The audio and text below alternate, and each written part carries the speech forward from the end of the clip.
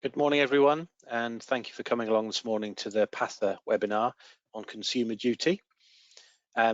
We set up a working group for consumer duty a little while ago because we thought it was a key topic for a number of our members, and today's session is going to talk about the first 6 months and maybe look forward a little bit as to what might happen in the coming months. As we go through, there is an opportunity for you to ask questions. On the right-hand side in the activity bar, there is a specific questions section. So if you have anything, please put them in there as we go along. And we'll take those at the end. But without further ado, I'll hand over to Robert Holford from Altus Consulting, who's going to chair today's session for you. Thanks very much, Chris. Hello, I'm Robert Holford. I'm chair of the PASA Consumer Duty Working Group, and I am the Director of Life and Pensions at Altus Consulting. We're just about 5 months into consumer duty now, and our group's been working hard in the background, and we thought this would be a helpful way just before Christmas. So thank you everyone for joining to look at the developments over the past few months and look at how consumer duty is going. I'd like to welcome my fellow panelists, Jayne Pocock of Clara Pensions, Sam Holloway from L&G, Harries from Quietroom, Ross Wilson from Buck, and Samantha Brown from Herbert Smith. I just wanted to briefly say the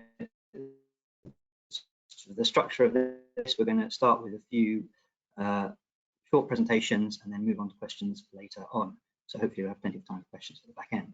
But again, we get things rolling, and I will start with Jayne on a question about the impact of pensions administration. So Jayne, so what impact has the consumer duty had on pension administrators? Oh, sorry, what impact have pension administrators felt most keenly since the introduction of consumer duty, and have they all been equally affected, or have some felt the weight of these new regulations more than others?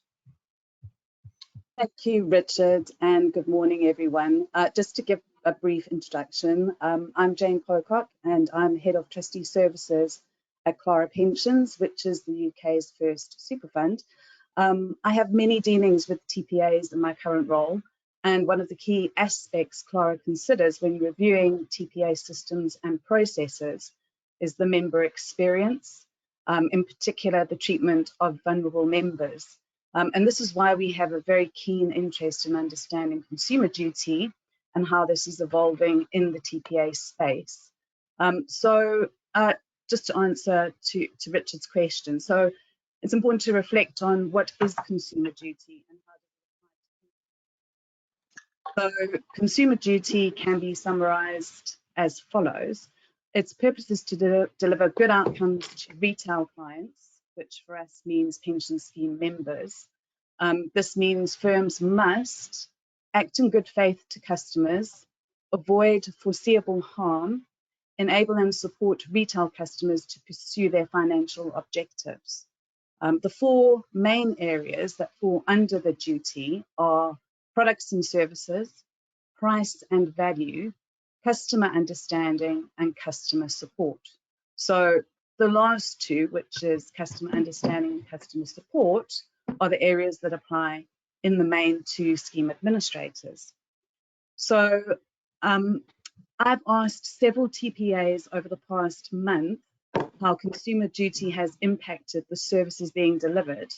And the responses I've received have been quite varied and range from this should not impact the services if you are delivering a high standard of administration, and all the way through to it depends on what type of customer the services are being delivered to.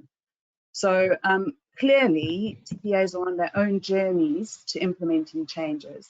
And some of the insights that have been shared with me thus far are as follows. So most TPAs I've spoken to have completed a comprehensive review of their member communications. Their standard suite of communications have been updated where appropriate, and in some cases, administrators have received additional guidance on drafting free-form communications. Another area has been the introduction of call recording as a standard. This is not something that every TPA has had in the past, However, on the odd occasion, a member might dispute what they have been told, and this can now be verified where a new call recording service has been introduced. And also, apparently, if a caller knows they're being recorded, they are more polite to the call handler, so an added bonus there. Some TPAs had provided specific scheme training on verbal communications and vulnerable customers, providing administrators with more tools and awareness to manage conversations better. A TPA has informed me that where this training has been given, they've noticed a marked decrease in any verbal communications, and that's definitely a positive as far as they're concerned.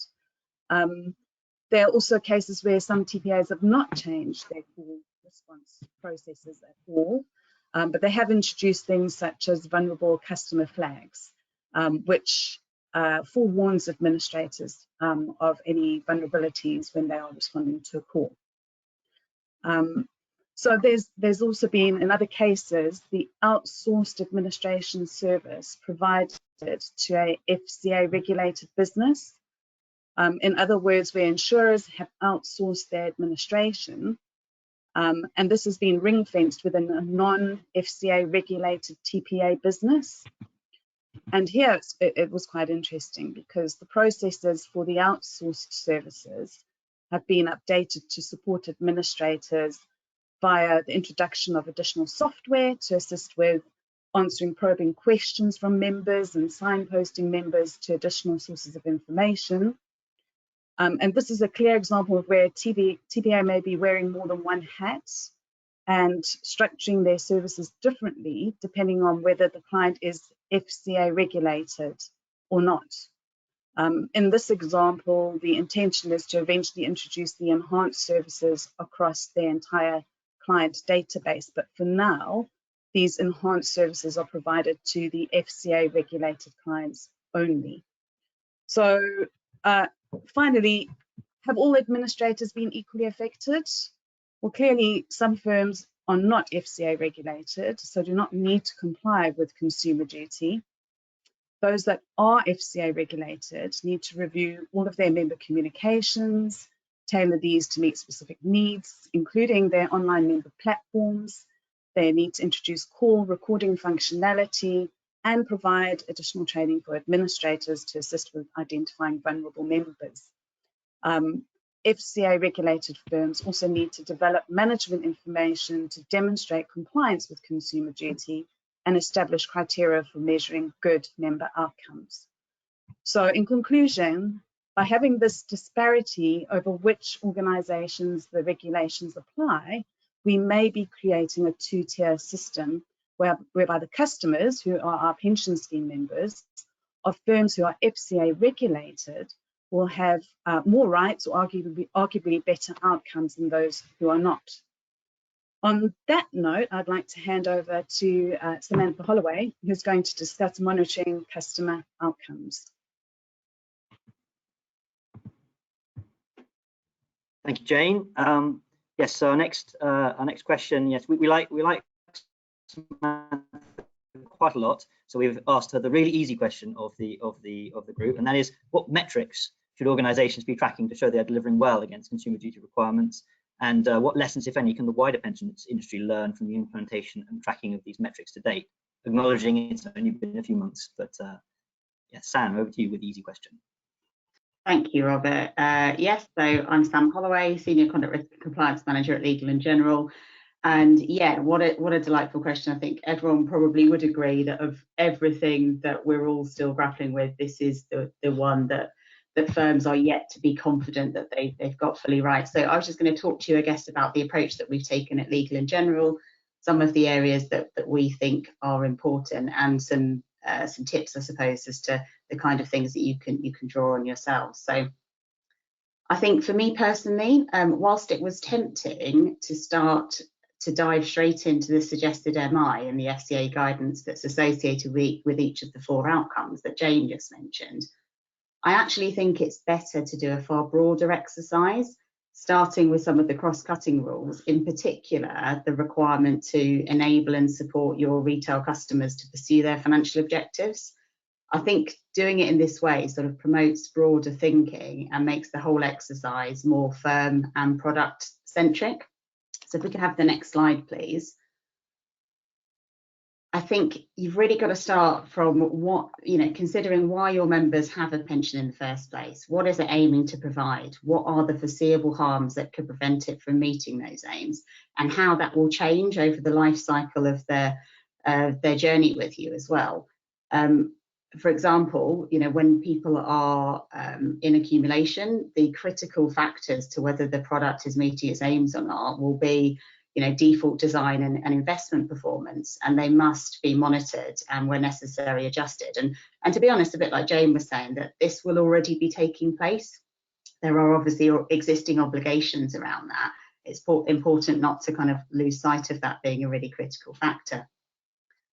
But I think you need to think really broadly. What are all those key touch points that you interact with people? What would you like them to say about that experience? What would you want them to be promoting to their friends and colleagues?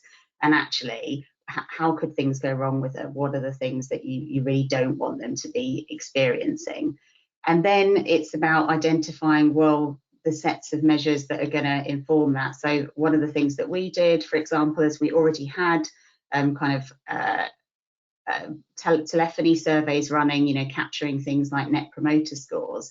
But we actually came up with a consistent set of questions that we could ask around, ease and understanding, just things that traditionally we hadn't really asked about. And that's obviously given us a good baseline to then measure whether we're improving things over time. The other thing, as you can see from this kind of diagram here, that it isn't a set and forget. It is a continuous process of monitoring outcomes, and that's something that I don't think anyone can expect to get right from the first go. The other thing that we used extensively, which is really helpful, is the FCA set out in their portfolio letters specifically around implementing the consumer duty for insurers, what they consider to be some of the key drivers of harm or areas of focus for life insurers providing individual and group personal pensions. And one of the key things that came through in that was supporting pensions and retirement decision making and increasing engagement. The FCA said that they expect to engage with firms on the outcomes of their customer journey mapping, so an exercise just like this.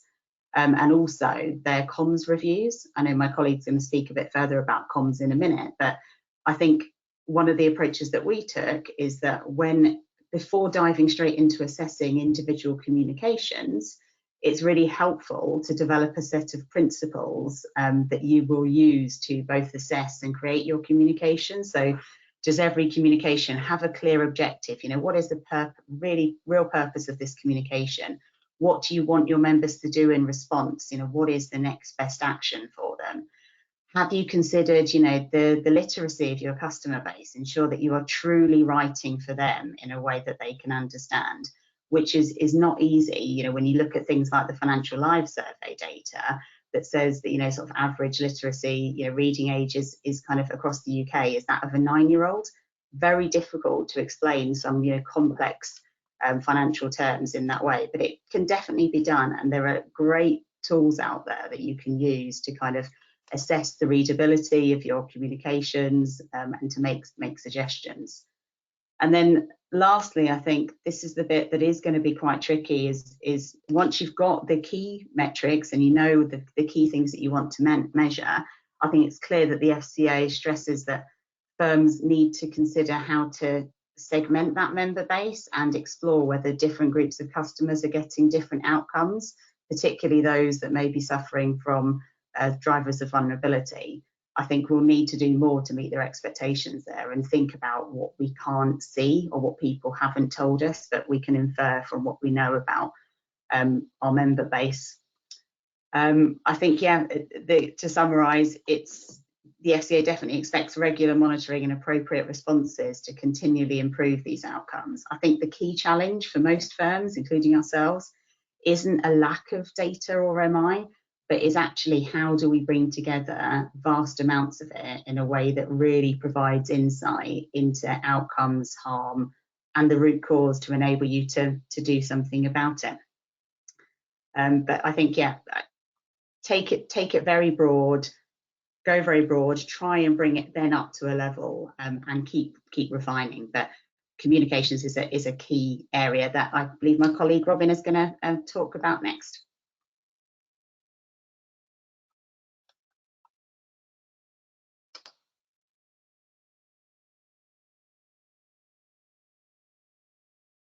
Can't hear you, I Robert. can't hear you, Robert. Apologies, still on mute.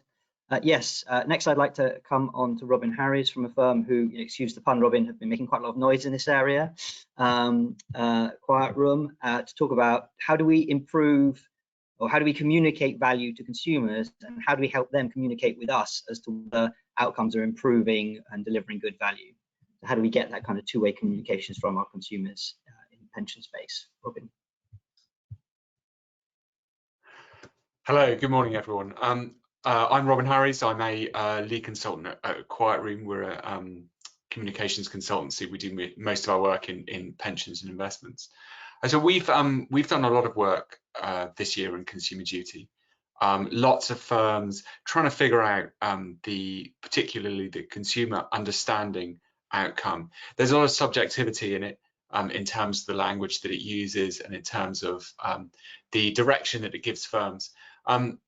So far, to my knowledge, there's been no FCA action against organisations for not meeting the consumer understanding outcome. So I think the approach that a lot of firms, a lot of schemes are taking is, if the FCA were to come knocking tomorrow and want to know, what are we doing, how are we meeting the consumer understanding outcome, then what's the story that we're going to tell them? How do we improve or show that we're improving how we communicate value? Well, really, to show improvement, you have to know how well you're doing at the moment. So as Sam said, we need to know really how well our members understand the key information that we're giving them. What's the purpose of this communication? What's the action required by the reader? What are the consequences of inaction? Those things around the action to take, and what do I do? And what happens if I do nothing? That's something that's called out very specifically in consumer duty. I'd like to suggest that there are basically two ways that you can do this. There are direct measures and there are indirect measures. Indirect measures could be a lot of things. So what we can do is we can start thinking about the outcomes that members are getting and whether that reflects a strength or a weakness in the way that we're communicating with them. So quite often our clients, they see calls to their contact center as a bad thing. So they come to us and they say, well, listen, if people are ringing up about things that we've already told them in letters that we've sent them, then that means there must be something wrong with our communication. And that is often true. But I would caveat that slightly, because if you start communicating with people better and they start understanding you better, it's possible that their engagement with your communications will improve, and they might actually start ringing up and asking more questions about the scheme than they did before. So if you improve your communications and then you suddenly get a spike in contact center calls, then you might think you've done something wrong, but it might actually be a good thing. So it's good to treat that contact center metric with a certain amount of caution. We think it would also be useful to think about tracking the actions that people take. There isn't a pension scheme, I think, in the whole country that isn't trying to get members to fill in expression of wish forms, nominate beneficiaries, and so on. Are they doing that? Are they doing it more than they used to? Are they doing it less? Are members consolidating? Are they transferring in? Are they transferring out? So what's necessary really is to track data like this over time, and if possible, try and see how it correlates with particular efforts. For example, efforts to have members nominate beneficiaries, and see how effective that communication is. Are scheme members, are they doing things broadly that are wise or things that are unwise? So that's an interesting, I think, an interesting measure if you can make it correlate with particular pieces of communication.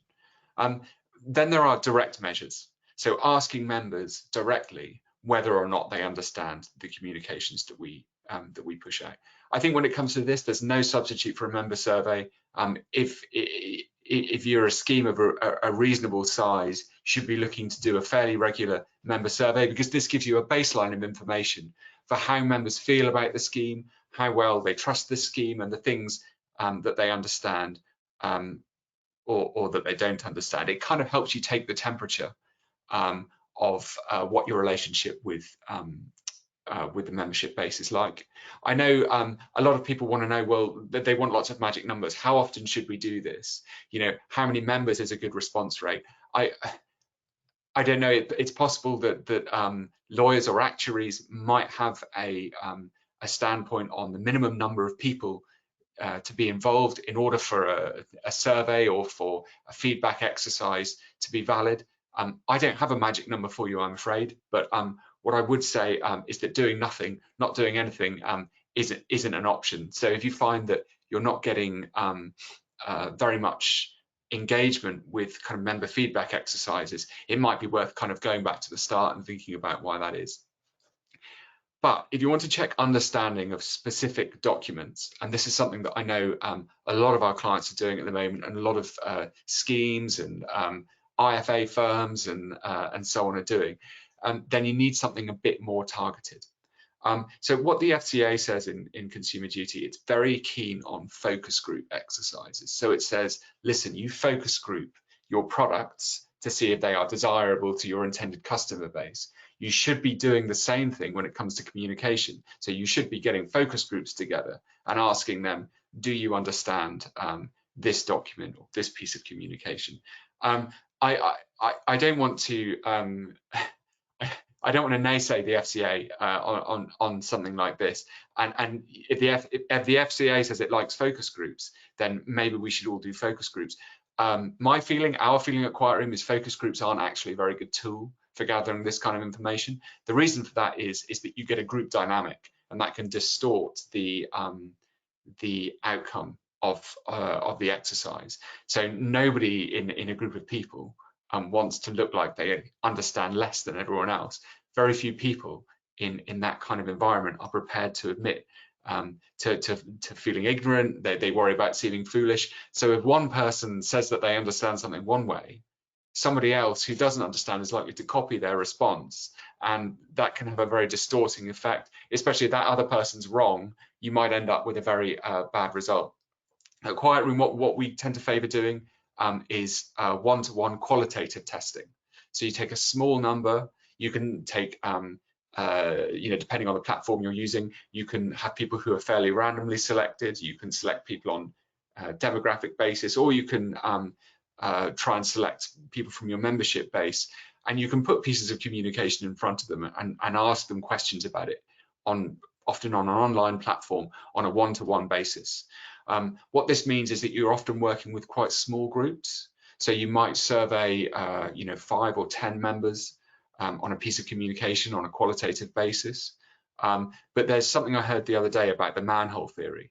So if you're sitting at a cafe and you see people walk along the street and there's an open manhole cover and they start falling down it, how many people have to fall down the manhole before you go over there and do something about it? So if you start to hear the same response from people 2 or 3 times about something that they don't understand, or something that they think they've understand but they haven't, then I don't think you need to hear from that many people before you take action. This kind of exercise can be done online using online platforms at quite low cost.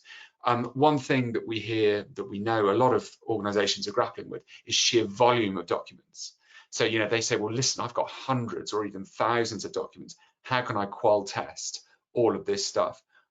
What we would say is that the best thing you can do is look for the documents that people see most often.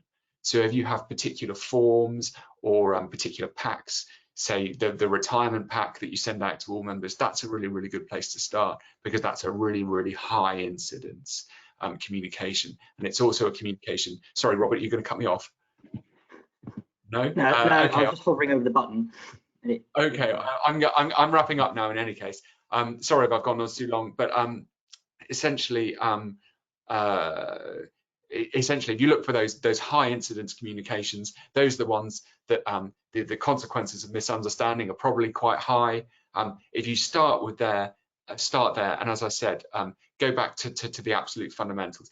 Do people understand the key concepts that you're trying to communicate? Do they understand what they're supposed to do next? And do they understand what happens if they do nothing? Robert. Thank you very much, Robin. And no, I wasn't trying to cut you off.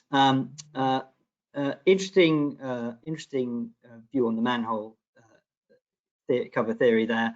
I think it leads nicely into our next topic, which is about culture. Now, the FCA have made a big deal about how they expect Consumer Duty to change the culture of the financial services industry, and obviously pensions falls well within that. So I want to come on to Ross just to ask the question, what impact is Consumer Duty having on the culture of the pensions industry? Is it making it more consumer focused? And I think Jayne picked up on this a little bit at the start. Without an application that stretches across the whole industry, do we have a danger of a sort of culture gap or some sort of gap opening up between non-consumer duty, trust-based pensions and the consumer duty sort of contract-based world? Ross did warn he was having some trouble with his microphone, so.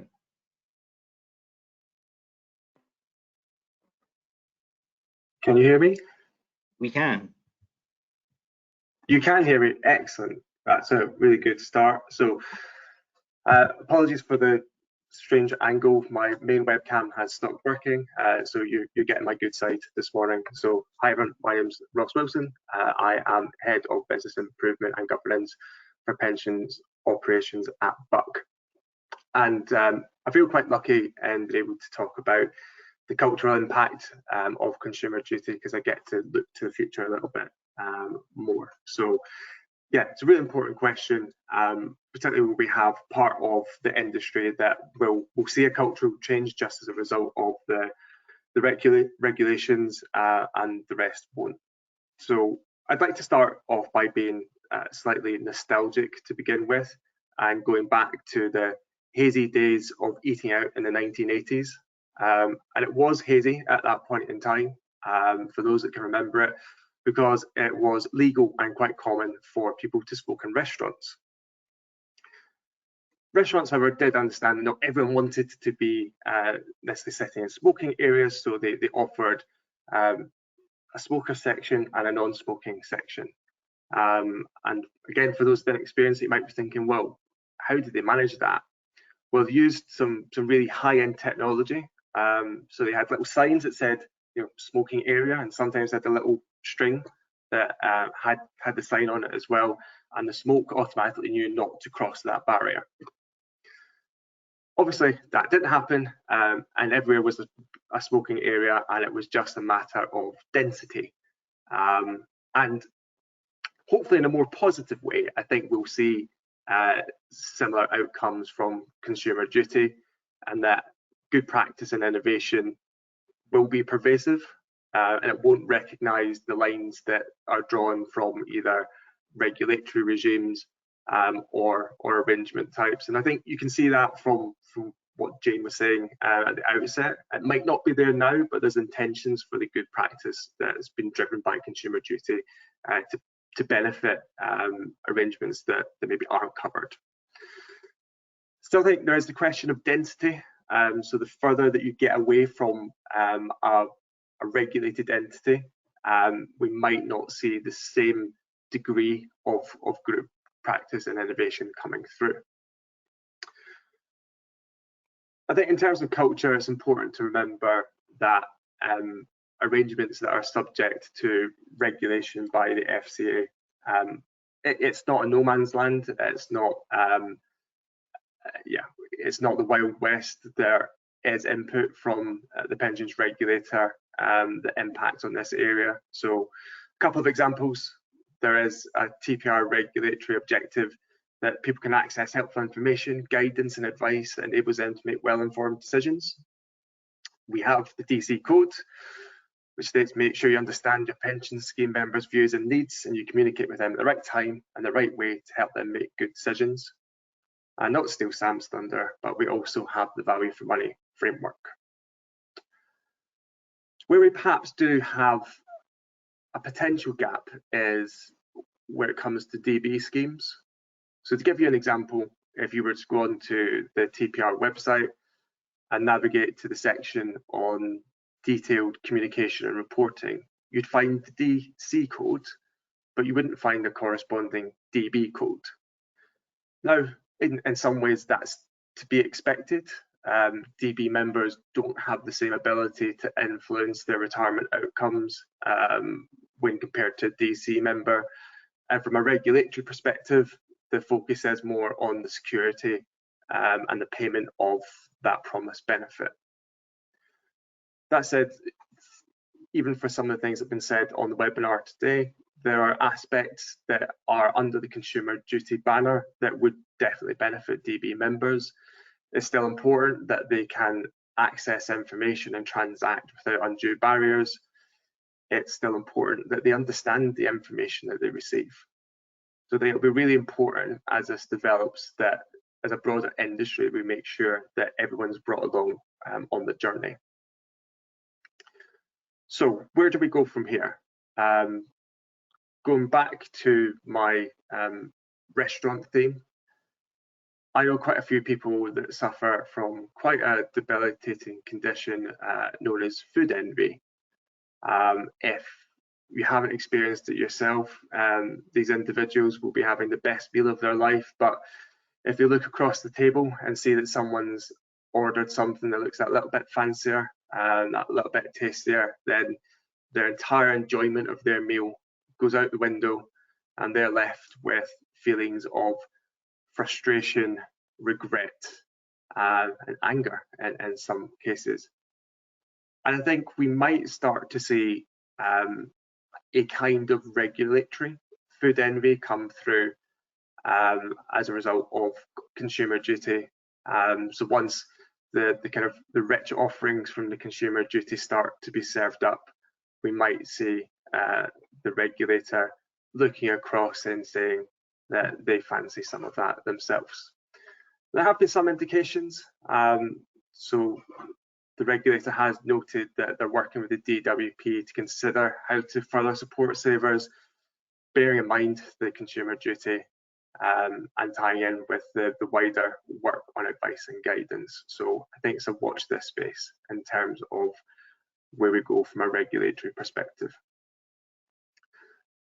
So to summarise, and it might be the strangest summary given for Consumer Duty and culture, based on the experience and parallels drawn with secondhand smoke in restaurants in the 1980s and food envy, I think we will see a big cultural change, or at least I really hope that we will see a big cultural change and potentially further regulatory alignment in this space.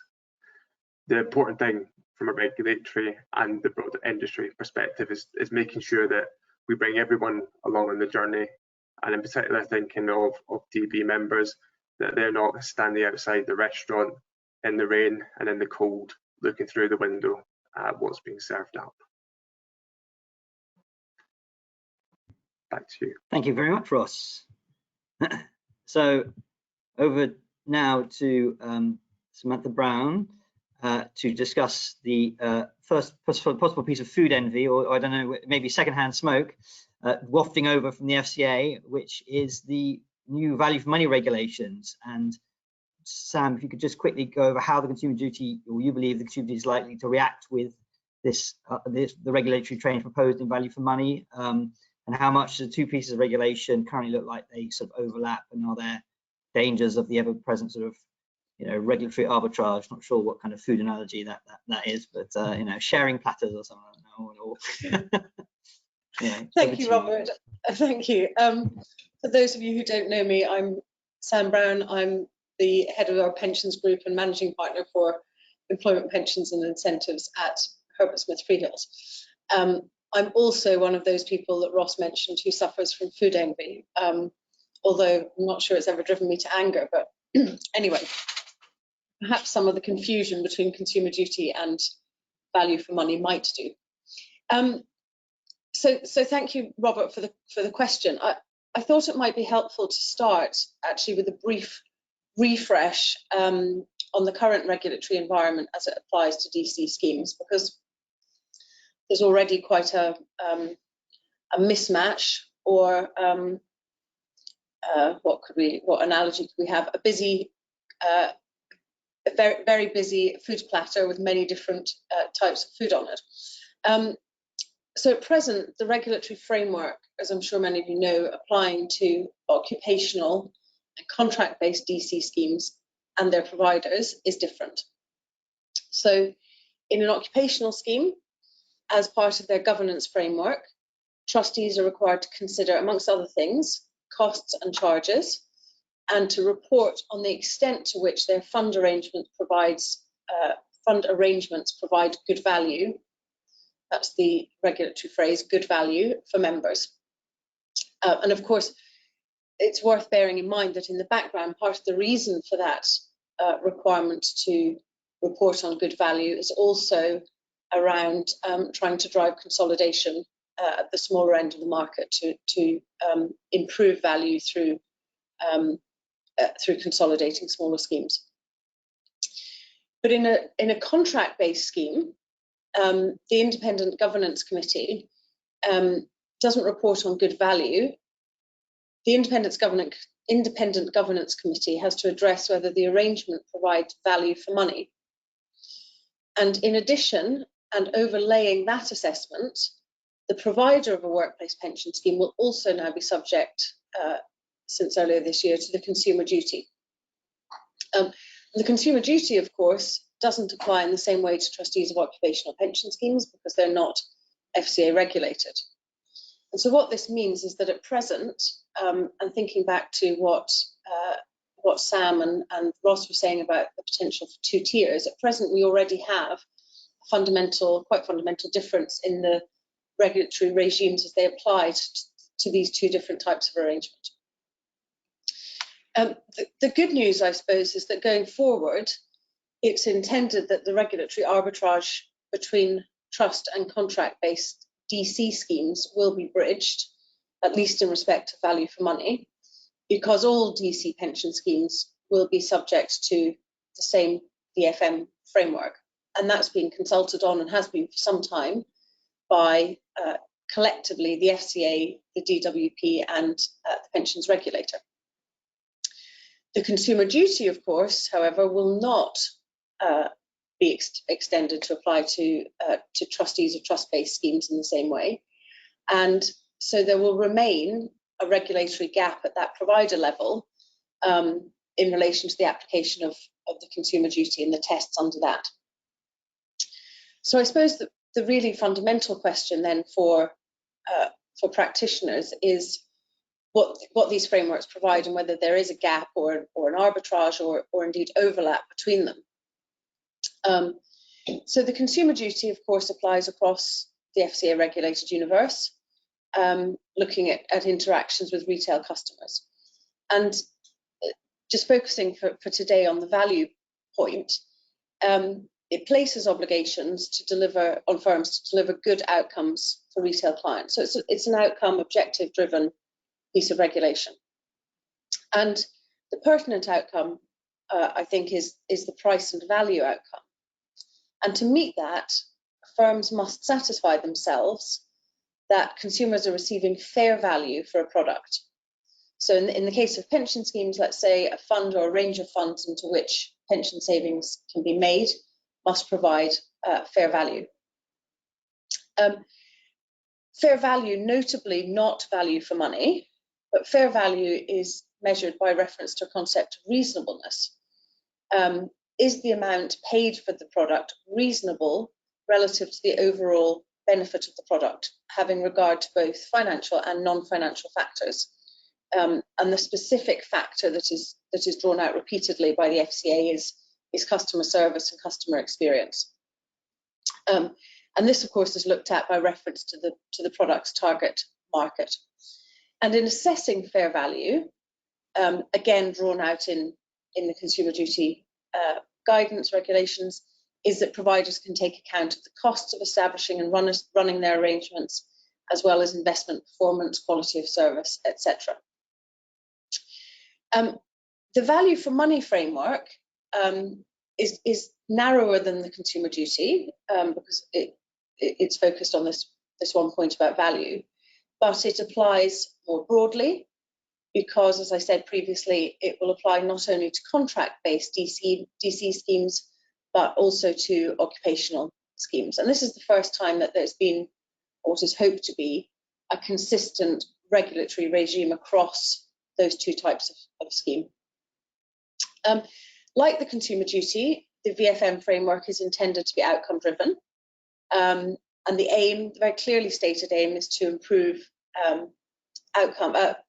improve retirement income for savers.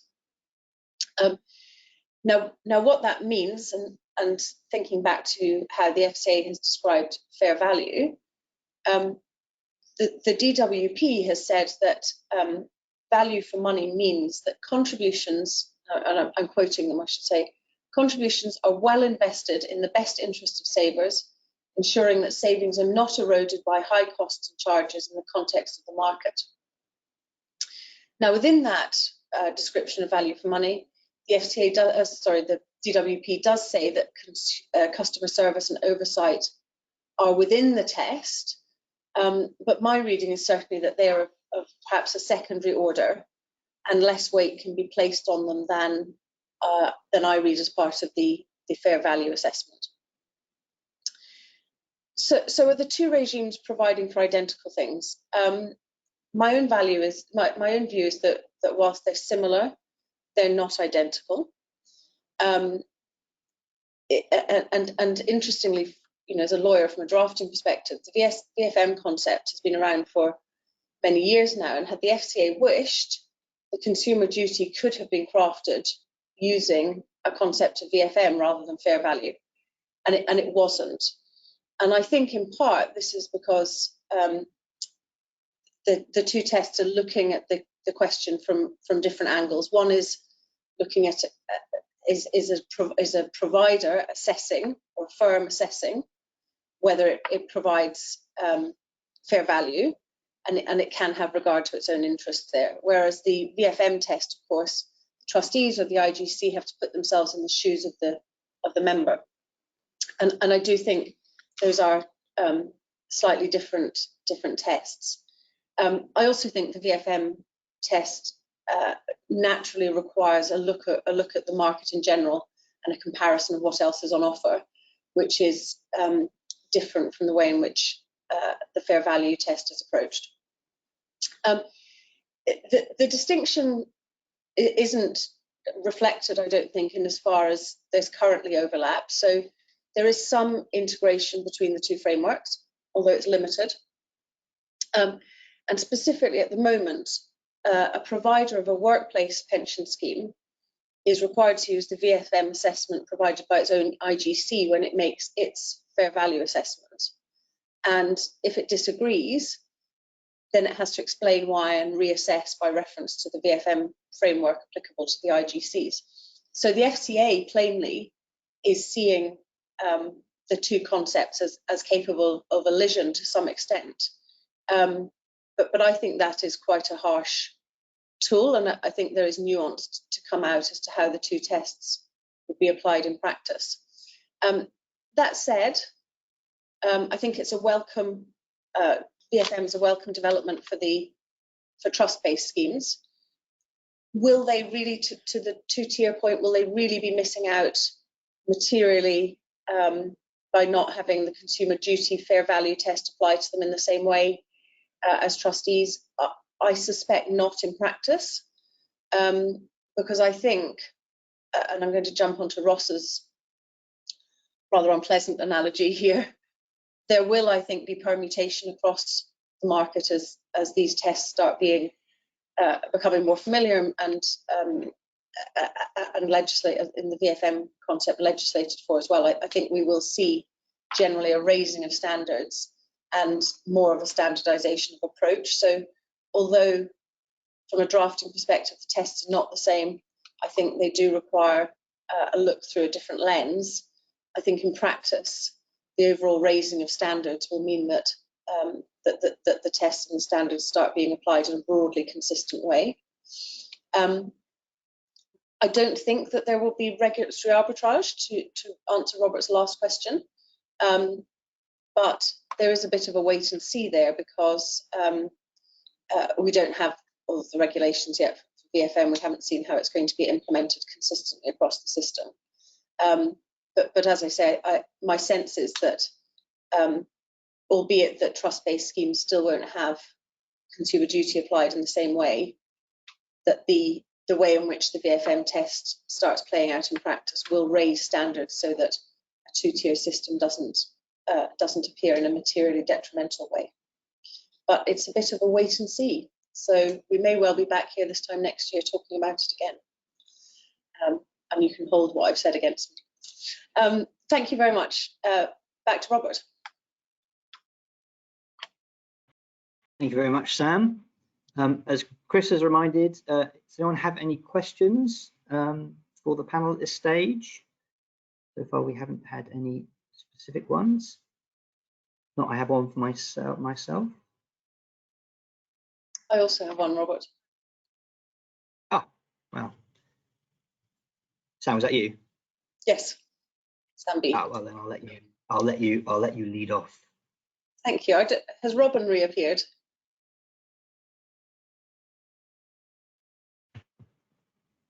Oh, I can't lead off because I do. Robin is here. Yeah, he's back. Robin, I was interested in your thoughts on surveys and focus groups.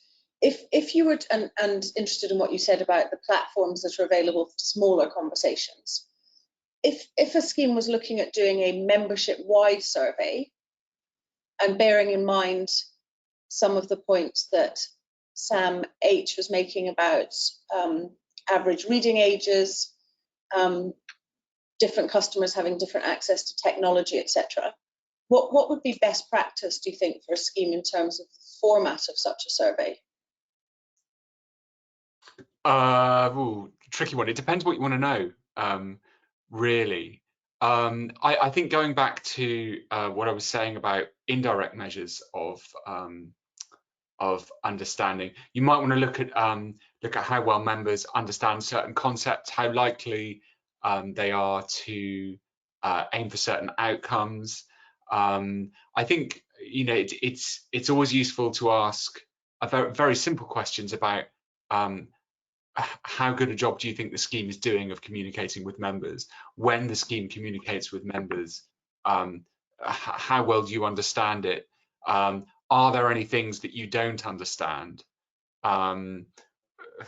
What do you think, you know, around specific communications? What would you like to hear more about?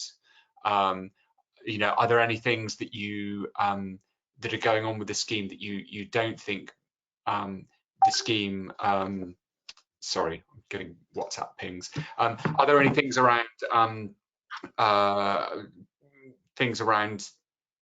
what the scheme talks about that you'd like to hear more about? For example, the scheme's investment strategy, the scheme's approach to ESG, and so on. The useful thing about this, I think, is that schemes often say that member engagement is quite poor.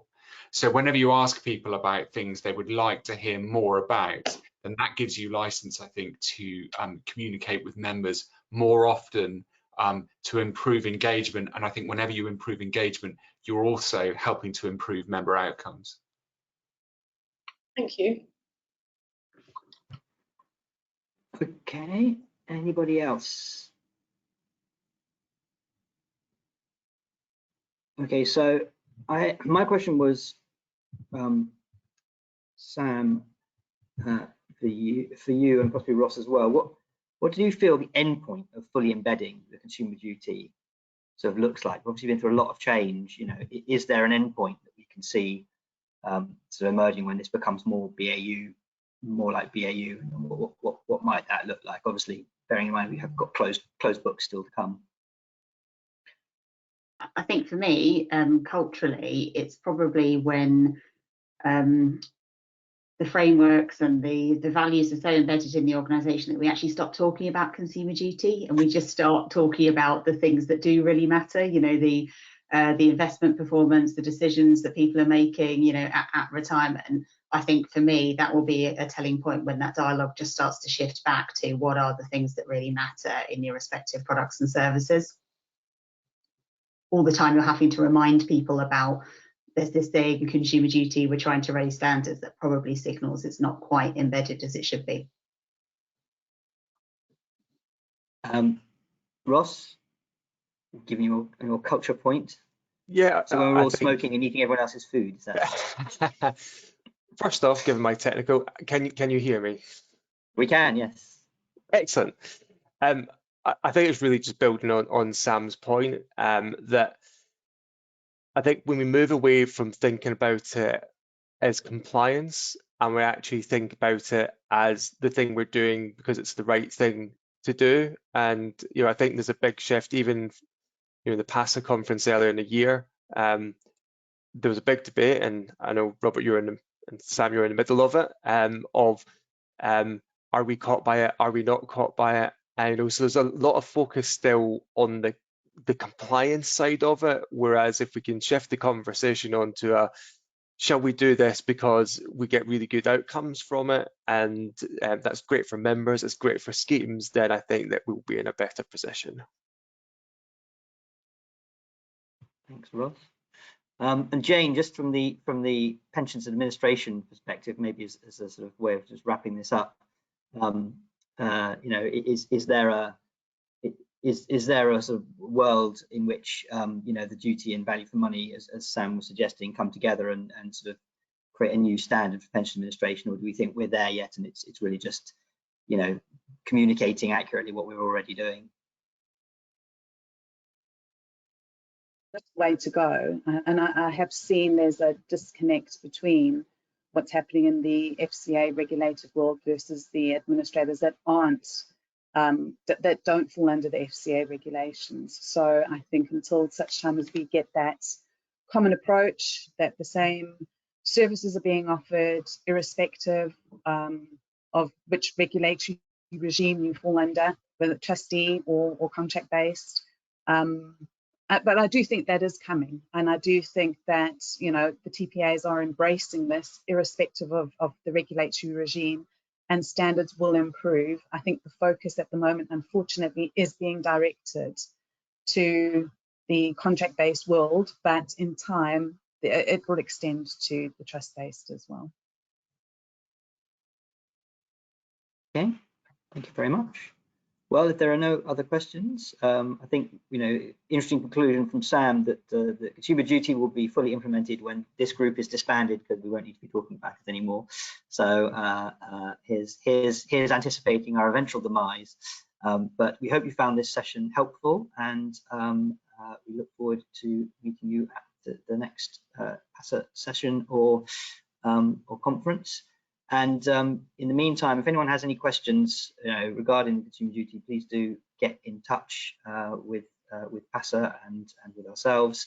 We're always here to help, and we will be coming out with some more stuff in the new year. Chris, I'll just hand back to you for the final. Yeah, thank you, Robert. Thought that was a really interesting session. Thank you for chairing, and thank you to the panelists for participating. As you trailed, if there are any questions on consumer duty, then please do get in touch with PASA. Pleased to engage with you. If anybody wants to engage with the working group in any capacity, that's also pleased to hear.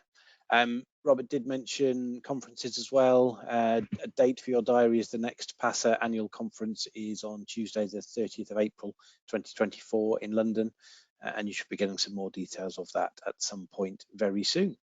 So we'll leave it there. Thank you very much for attending, everybody. See you soon. Bye.